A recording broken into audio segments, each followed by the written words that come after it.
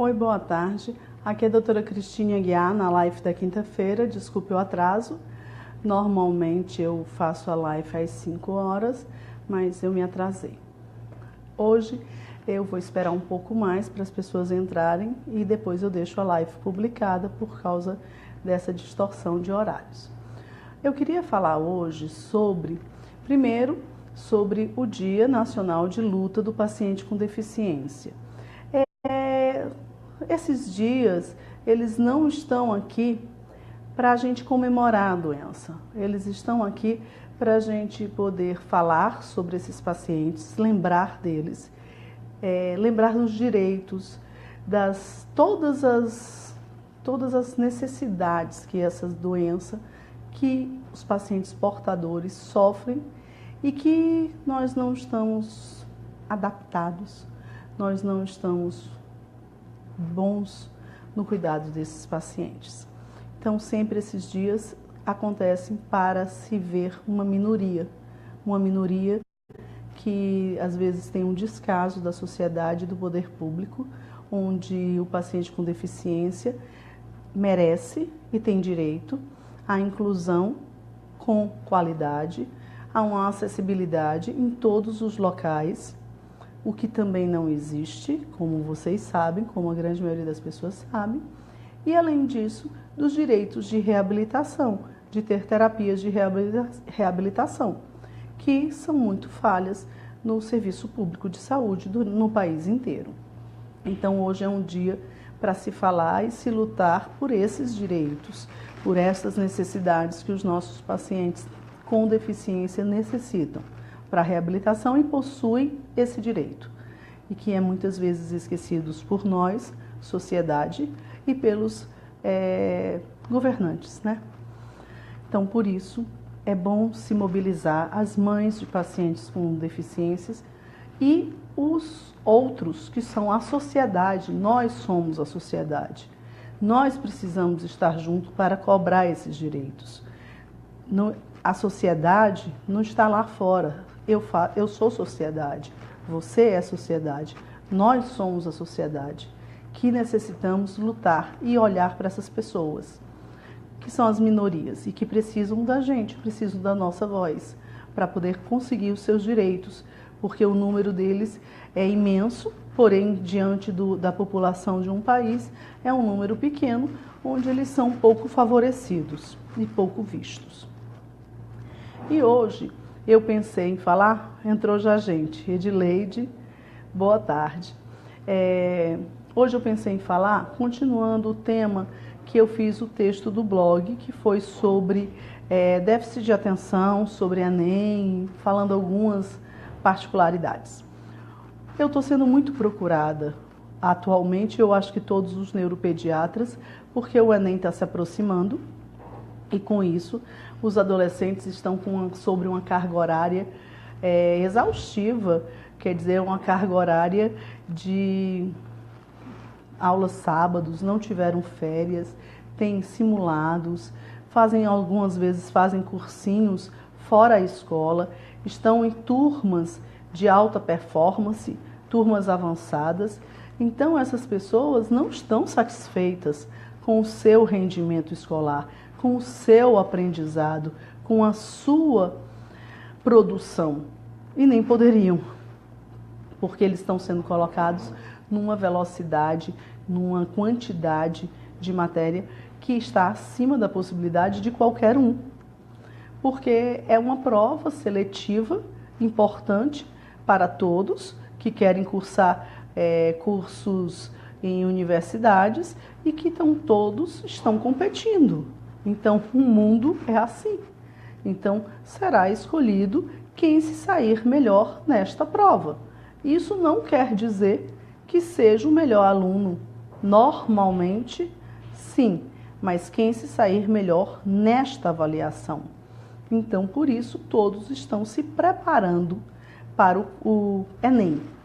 E com isso, existe a procura da medicação para déficit de atenção, porque considerando que eu estou desatento, porque eu estou estudando e não estou aprendendo como deveria.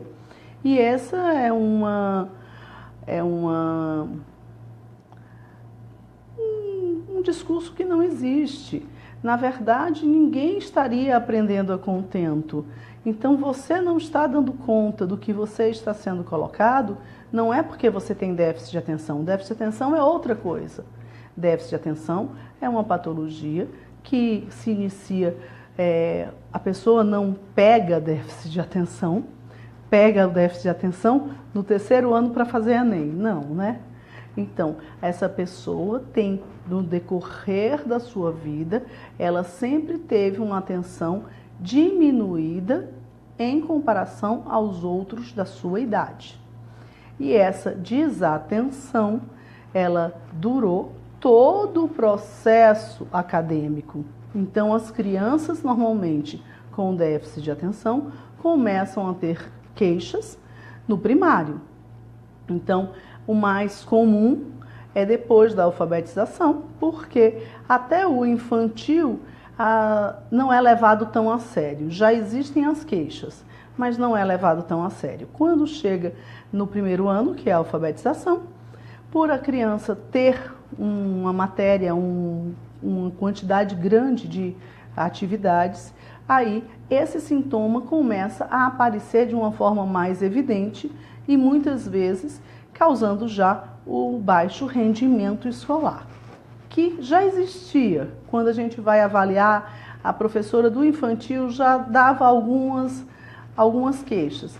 Porém, a criança estava no infantil e, com isso, essas queixas não eram valorizadas.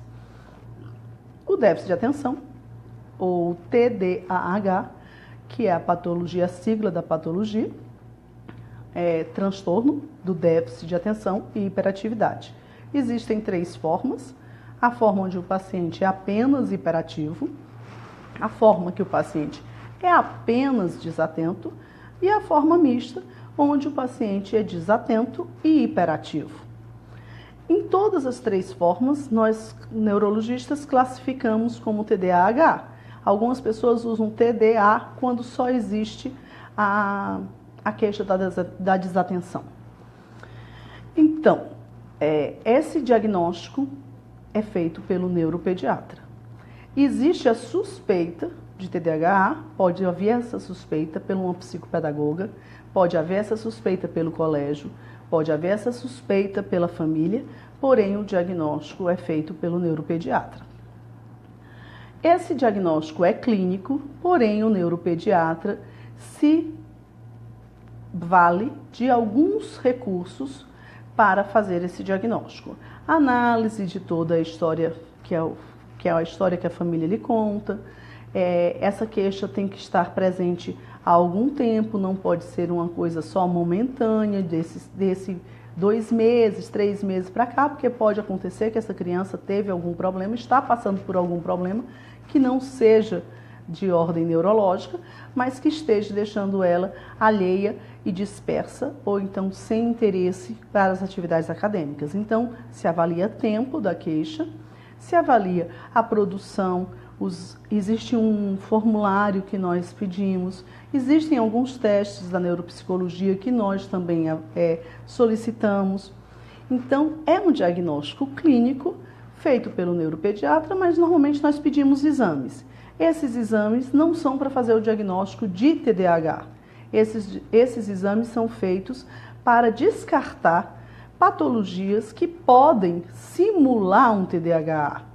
O distúrbio do sono é uma patologia comum, já que as pessoas, o índice de rinite alérgica, de respiradores bucais, é importante na nossa sociedade.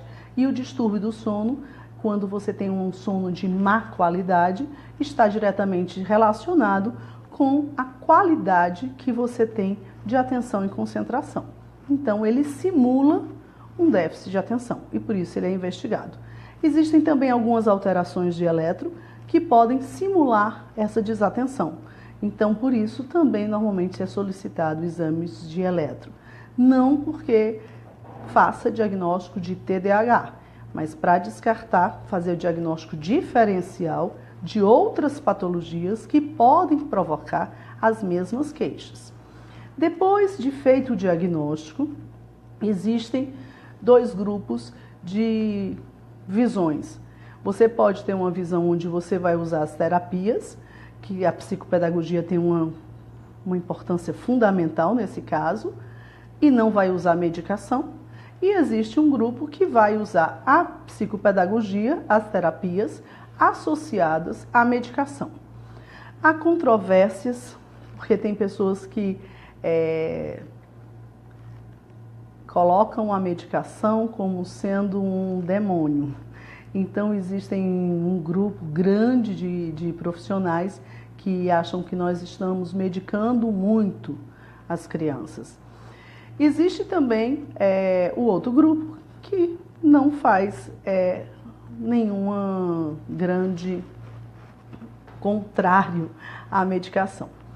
Eu sou a favor da medicação, mas aceito as pessoas que têm a visão contrária a mim. Eu não sou dona da verdade. Então, cada um vai tratar conforme a sua experiência. Fazendo uso da medicação, essa medicação, ela não cura TDAH. A medicação, ela vai dar melhores condições de atenção e concentração ao paciente para realizar as atividades onde ele está tendo prejuízo. Primeira coisa, para se pensar em medicação, eu tenho que ter um prejuízo acadêmico ou até um prejuízo social, já que nos hiperativos nós temos muito prejuízo social, onde a criança começa a não ser aceita em diversos ambientes devido à sua agitação psicomotora. Então, também nesse caso, poderá ser usado medicação para o controle do sintoma. Com o decorrer do crescimento, o TDAH é uma patologia que costuma melhorar. Então, a criança tem uma atenção diminuída para a idade, porém, nós temos um gráfico crescente de aquisição de atenção. Nós vamos chegar ao nosso máximo, ladeira acima. Depois de algum tempo, nós infelizmente começamos a envelhecer e nós vamos ser ladeira abaixo. Então, com isso, esses pacientes também caminham nessa ladeira acima e eles chegam ao seu máximo de atenção numa idade, às vezes, um pouco depois dos demais, porém, eles também começam, a maioria das vezes, de não necessitar mais a medicação. Então, o medicamento não tratou o TDAH de uma forma curativa. O medicamento foi usado enquanto o paciente possuía queixas. A maioria dos pais pergunta: doutor, ele vai tomar o remédio até quando? Ele vai tomar o remédio até quando o remédio ajudá-lo. Quando o remédio ele for igual nas suas atividades, com a medicação ou sem a medicação, ele sai da medicação. Estatisticamente já tem trabalhos dizendo que o número de crianças que precisam da medicação na vida adulta é de 5 a 10% dos que precisaram na infância e adolescência. Então, é uma quantidade bem menor de pessoas que farão uso dessa medicação, talvez para a vida inteira. Mas o número não é grande, é um número pequeno. A grande maioria deixa de usar a medicação porque consegue realizar suas atividades acadêmicas e sociais sem o auxílio da medicação no decorrer do tempo, da idade. No caso do déficit de atenção, eu coloquei no meu texto, que eu coloquei no blog Neuropediatria para você, blogspot.com.br, que normalmente nós não vamos retirar a medicação nesse período do Enem, porque nesse período todos estão sendo cobrados de uma forma exaustiva. Então, essa não é a hora de tirar a medicação. Então, normalmente, quem está em tratamento não tira a medicação neste período. Então, não tira com 15, 16, 17, 18 anos. Vai retirar essa medicação depois de aprovado na sua universidade, porque normalmente o ritmo ele cai quando você entra na faculdade. E você começa também a estar diante de matérias que você acha interessante, você escolheu essa profissão, onde você também tem um maior interesse e isso lhe ajuda na sua atenção e concentração. Quando você tem uma coisa do seu interesse, você tem uma maior facilidade para manter-se atento ao assunto.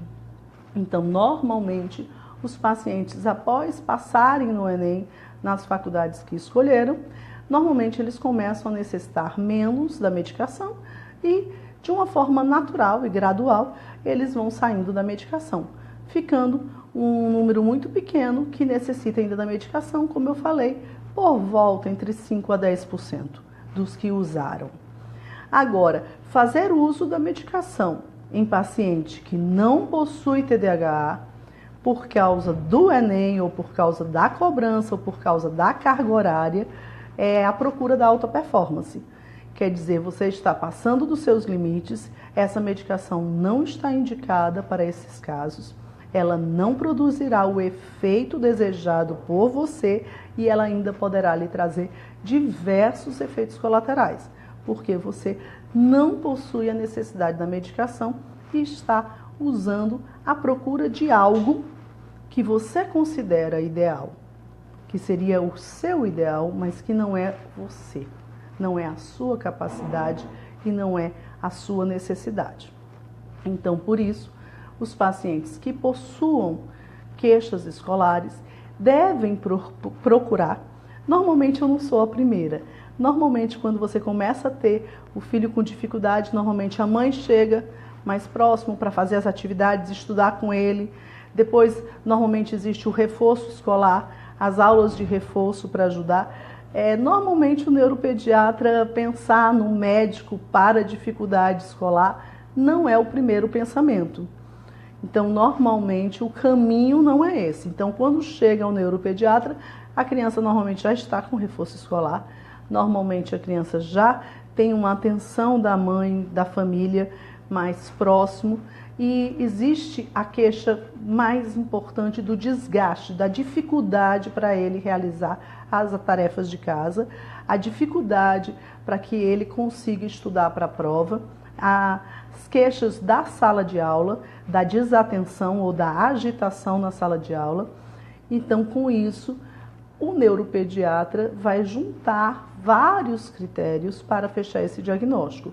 E a pessoa deveria procurar o neuropediatra nessa idade, que é uma idade bem antes do Enem, porque a escola vai aumentando o seu grau de dificuldade e suas cobranças, chegando ao seu nível máximo no pré-Enem. Então, esse período você está na velocidade máxima. Então, quase ninguém poderá dar conta de toda a matéria que lhe foi exigida. E aqui não posso fazer diagnóstico de TDAH, porque realmente você está num período onde todos serão cobrados de uma forma acima das suas possibilidades, e não porque você tenha déficit de atenção. Então, em caso de dúvida, procure uma psicopedagoga. Ela pode suspeitar, ela pode ter, pela experiência dela, se a criança possui essa possibilidade e pode encaminhá-la para avaliação com o neuropediatra.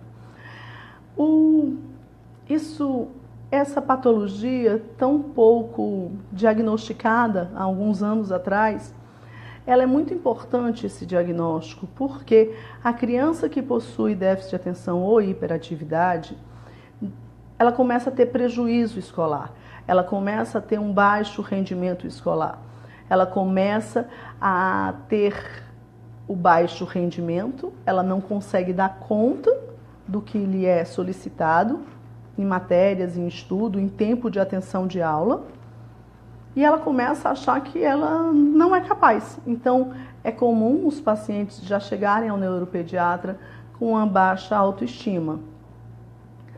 E eles começam a ficar extremamente defasados em relação aos outros da sala, o que dificulta você conseguir voltar e pegar o fio da meada do processo de aprendizado.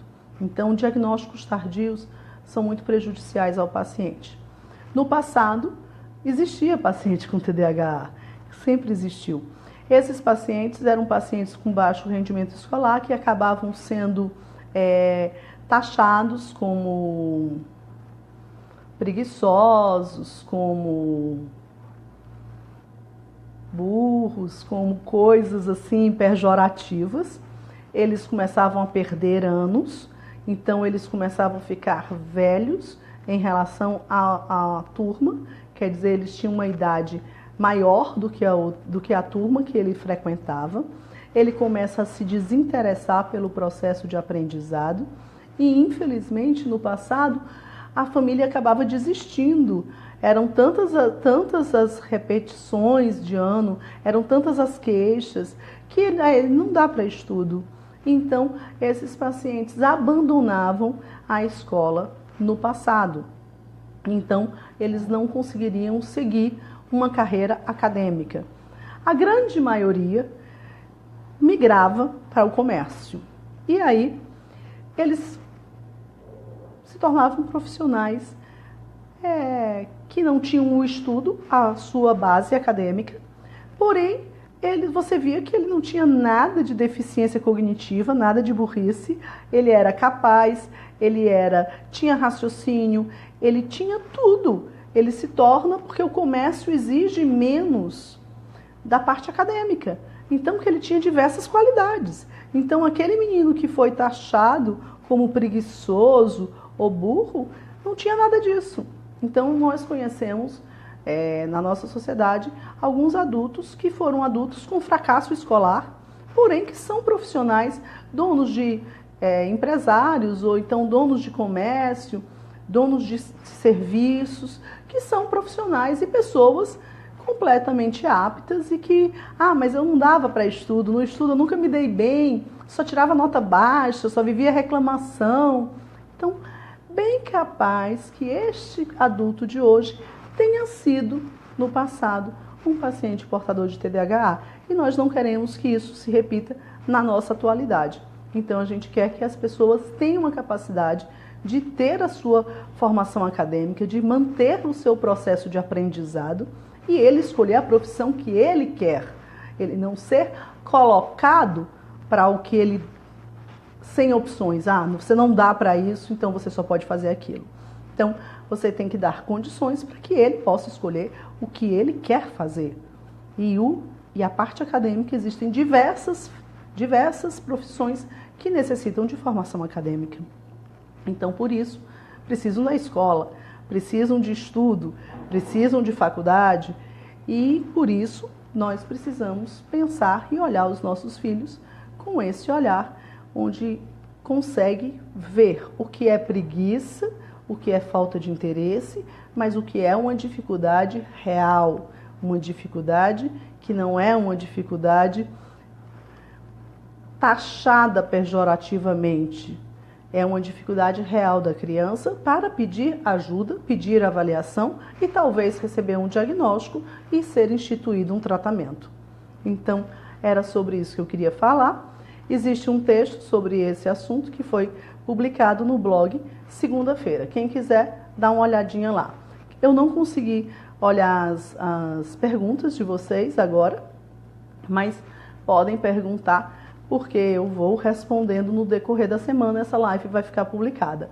Um beijo, isso era o que eu queria falar hoje.